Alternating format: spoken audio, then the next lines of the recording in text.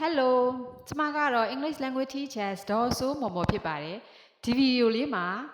verb အချို့နဲ့ noun အချို့မျှဝေပေးပါမယ်အဲ့တော့ verb ကတော့စာကြောင်းတိဆောက်တဲ့နေရာမှာမဖြစ်မနေအရေးပါတဲ့စကားလုံးဖြစ်ပါတယ် verb ကိုမြန်မာလိုပြောရင်ကရိယာ noun ကတော့မြန်မာလိုပြောရင်နာမ်ပေါ့နော်နာမ် okay အဲ့တော့ verb က number 1 verb ကဘာဖြစ်မလဲဆိုတော့ put beauty put သူကထည့်ပြီးထားသည်ဒါ put ပေါ့နော်နောက်တင်ထားသည်သူ့ရဲ့အဓိပ္ပာယ်နောက် pour ကလောင်ချသည်အဲ့ဒါက switch on ကဖွင့်တာမီးခလုတ်တွေပါတယ်ဖွင့်တာပိတ်တာเนาะအဲ့ဒါဖွင့်တာဆို switch on မီးခလုတ်ပိတ်ရင် switch off okay switch on switch off နောက်တစ်ခုက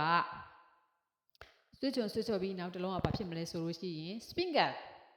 ကဖြူတာเนาะဟာလေးကိုဖြူမယ်နောက်တစ်ခုက crack ဆိုတာကခွဲတာကြက်ဥတွေပါတယ်ခွဲတာ okay နောက်တစ်ခုကတော့ cook ဆိုတာကချက်တာ it is cooked လို့ပြောရင်ကြက်သွားပြီသူအဓိပ္ပာယ် okay နော်နောက်တစ်ခု noun လေးကဘာဖြစ်မလဲဆိုတော့ stove မီးဖို frying pan ဒါကြော်တဲ့အိုး axe ကြက်ဥ okay နောက်တစ်ခု cooking wine ဒါဟင်းချက်တဲ့စီ cooking wine နောက် salt ကဆာ okay အဲ့ noun လေးတွေ verb လေးတွေကိုသုံးပြီးတော့စာကြောင်းလေးတိဆောက်ပြပါမယ် I put the frying pan on the stove. I put the frying pan on the stove. တော့မီးဖို့ပေါ်ကိုဒဲဝလေးတင်လိုက်မယ် I pour a little cooking wine into it. အဲ့ဒဲဝလေးကိုစီလေးနည်းနည်းလေးပေါ့နော်ဟင်းချက်တဲ့စီလေးနည်းနည်းထည့်မယ် I switch on the stove.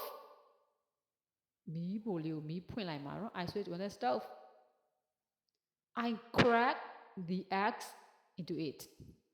တော့ကြက်ဥလေးကိုခွဲပြီးအဲ့ဒီကိုထည့်လိုက်မယ် I crack the egg into it. Okay?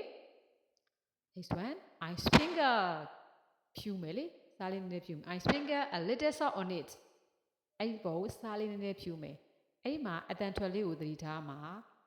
ရေးရင် on it ဖတ်တော့ on it သူ link ချိတ်သွားတာပေါ့နော် link တန် I vowel ပါလို့ရှိရင် link ချိတ်တယ်ကွာမှာဆို a e i o u ဒါ vowel က on နဲ့ it နဲ့ one on it it မှာ it မှာ I က vowel ဖြစ်တော့ link ချိတ်တယ်က on နဲ့ချိတ်တယ် on it okay I sprinkle a little salt on it link ချိတ်လိုက်ပြီနော် okay after 2 minutes I put it upside down အဲ့ဒါအပေါ်အောက်လှန်တာအဲ့ဒီမှာလဲ put it လို့အတန်ထွက်တယ်နော် I put it upside down it is cooked ကျက်သွားပြီ okay နော် it is cooked